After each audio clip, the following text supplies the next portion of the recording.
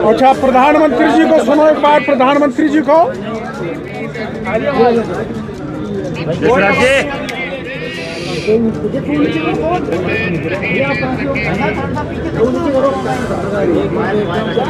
कोई भी पुलिस अधिकारी किसी भी व्यक्ति को अपनी मर्जी से बिना लिखित में सूचना दिए हुए अपनी हिरासत में नहीं ले सकेंगे। बीएनएसएस के बारे में प्रधानमंत्री जी ने एक सभा में बोला है।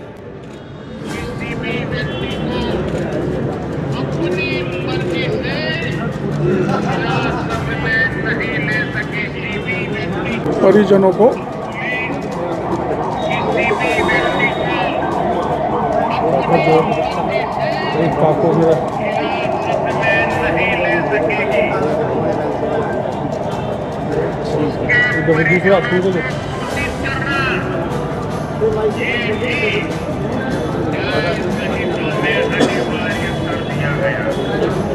न्याय संहिता में अनिवार्य है कि परिजनों को सूचित किए बिना हिरासत में नहीं ले सकेंगे। और मैंने जो काम किया मंजू शर्मा को पुलिस की हिरासत में बचाने का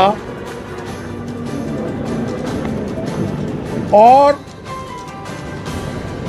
रात में आधी रात पर उस युवती को उठाने के कारण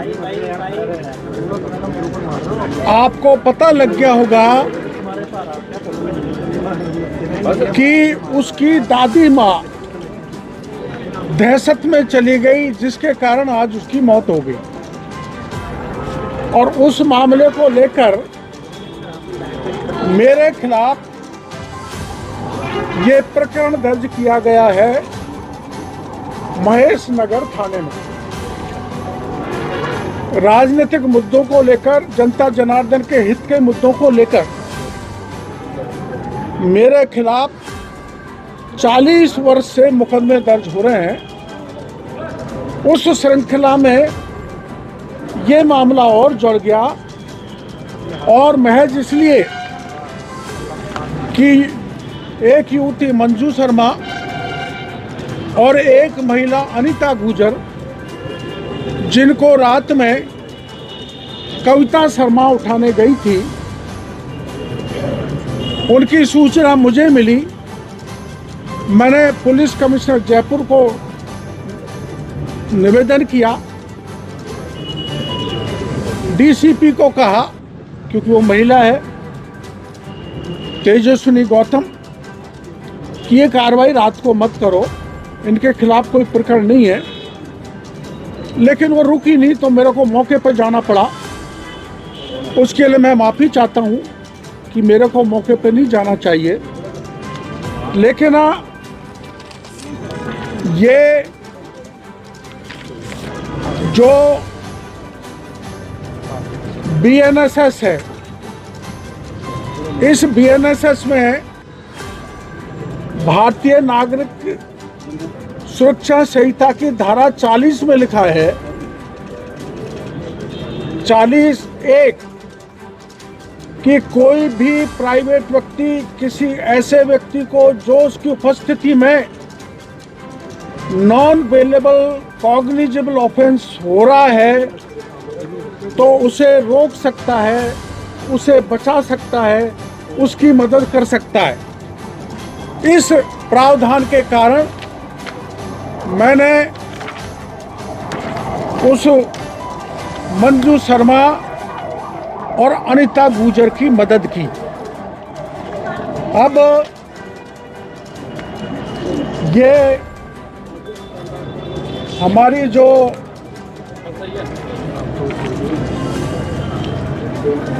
कविता शर्मा है,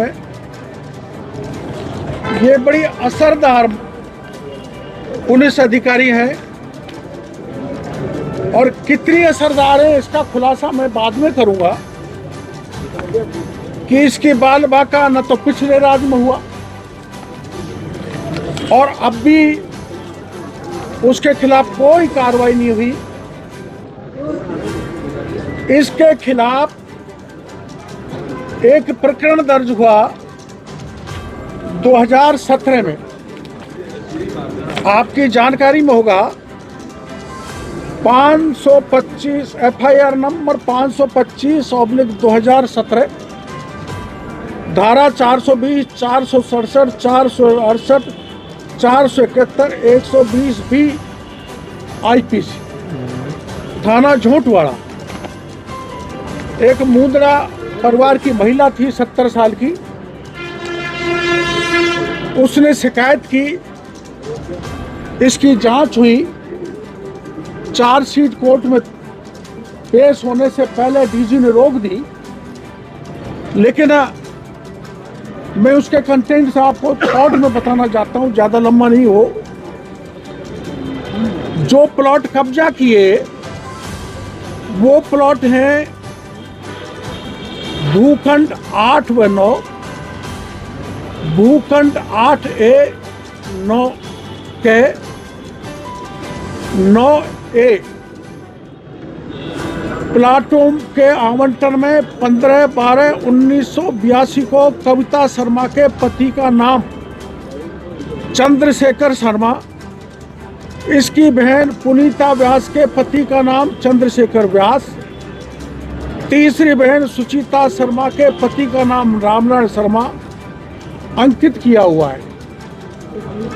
जेडीए में नियमन हेतु पत्रावली प्रस्तुत की गई, उसमें कविता शर्मा का जन्म 1978 दर्ज है, अर्थात 1978 दर्ज है।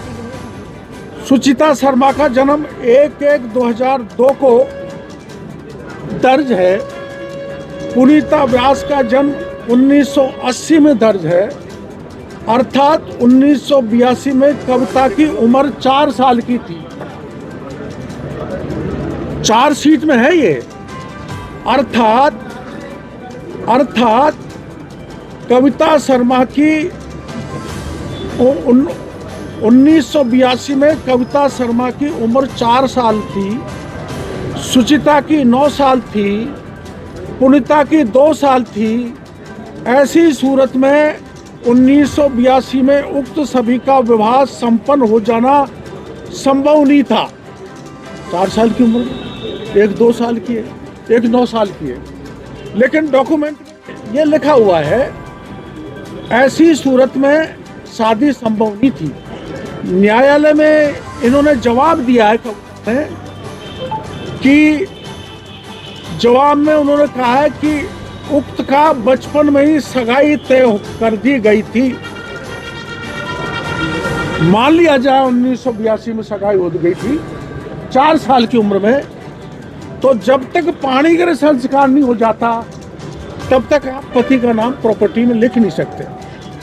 इसलिए इन तीनों बहनों ने अपने पति के नाम दर्ज करा रखे हैं और चार्जशीट में स्पष्ट लिखा है कि ये बैक डेट में फर्जी आवंटन कविता शर्मा के द्वारा आवंटन पत्र जारी करवाया।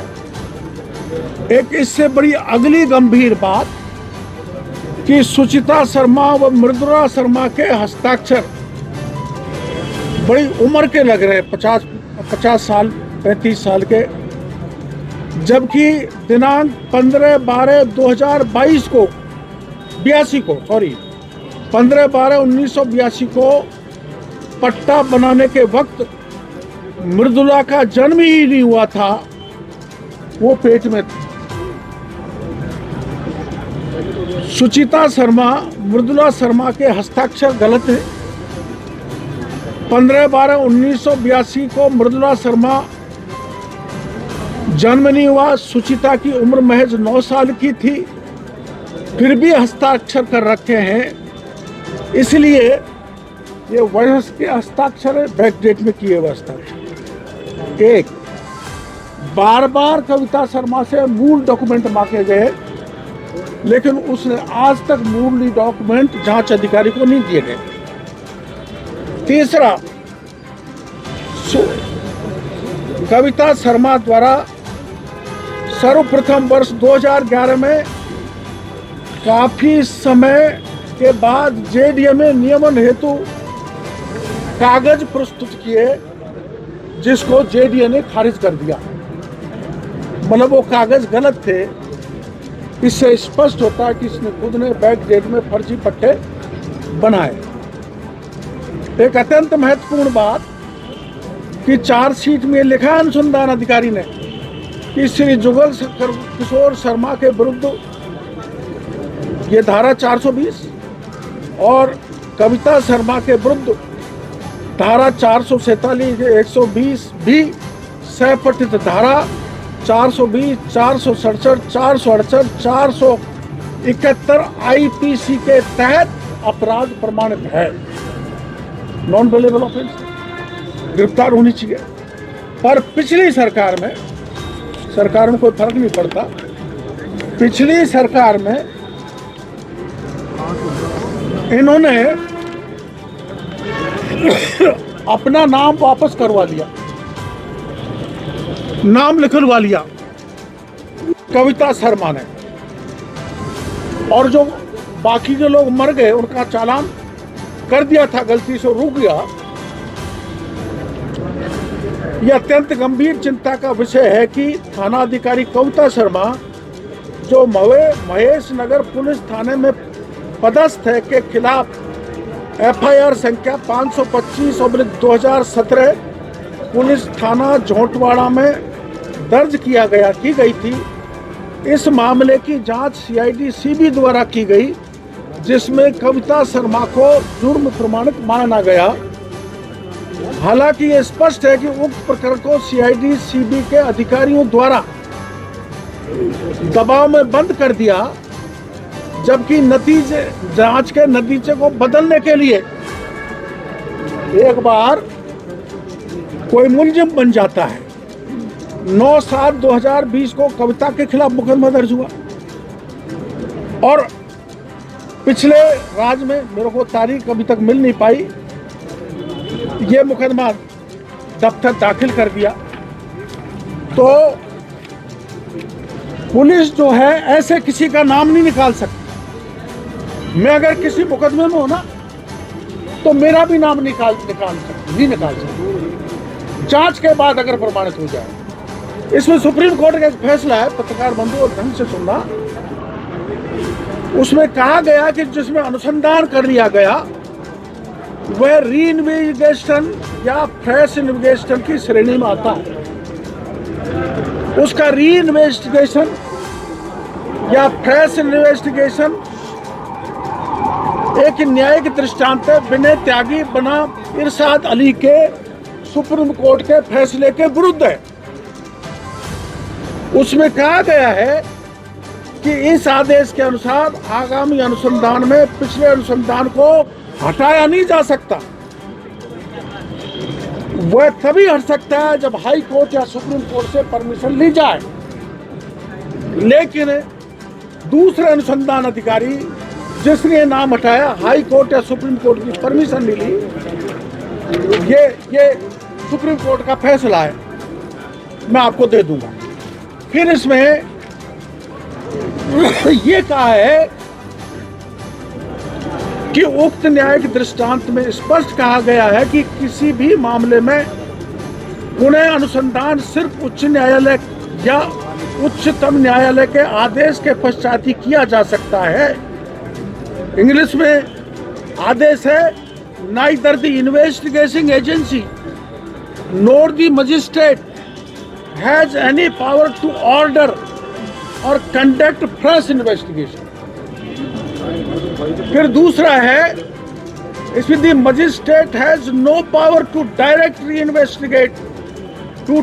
री इन्वेस्टिगेशन और fresh investigation in the case initiated on the basis of the police report. जो पुलिस में इनिशियली जो रिपोर्टिंग हो गया। तीसरा है द पावर टू ऑर्डर और डायरेक्ट री री इन्वेस्टिगेशन और de novo investigation falls in the domain of higher court, that too a exceptional cases। तो ये अनुसंधान अधिकारी के खिलाफ इसमें जिसने इसका नाम निकाला है उसके खिलाफ मुकदमा दर्ज होने का मामला बनता है। यह कि इस प्रकार अनुसंधान अधिकारी द्वारा उच्च न्यायालय या उच्चतम न्यायालय से पुनः अनुसंधान हेतु किसी प्रकार की कोई स्वीकृति प्राप्त नहीं की, जो कि माननीय उच्चतम न्यायालय के न्यायिक दृष्टांत की अवमानना है। इसके अतिरिक्त सीआईडी सीबी द्वारा इस मामले को बंद करने की प्रक्रिया और निर्णय भारतीय दंड संहिता की धारा 166A बी के तहत एक संज्ञेय अपराध की श्रेणी में आता है, जो कि गंभीर अपराध है। धारा 160A ये कहता है 160A लोक सेवक जो विधि को अधीन निर्देश की अवज्ञा करता है, जो कोई लोक सेवक होते हुए किसी ऐसे रीति को जिससे वो ऐसा अन्वेषण करेगा नियम विरुद्ध करने वाली विधि के किसी अन्य निर्देश की किसी व्यक्ति पर प्रतिकूल प्रभाव डालने के लिए जानते हुए अवज्ञा करता है, तो उसे 6 माह का कठोर कारावास है उस आयु को जिसने ये कविता शर्मा का नाम निकालने का कुत्सित प्रयास किया है। मामला बहुत लंबा है और ये FIR है जो मैंने बताई थी 525/2017 थाना झोटवाड़ा। इसमें जो मुस्तकिस है झोटवाड़ा की शकुंतला मूदड़ा, उसकी FIR है और FIR में ये पुलिस ने मिलजुल के एक बहुत बड़े असर में आकर इसके खिलाफ कार्रवाई नहीं की।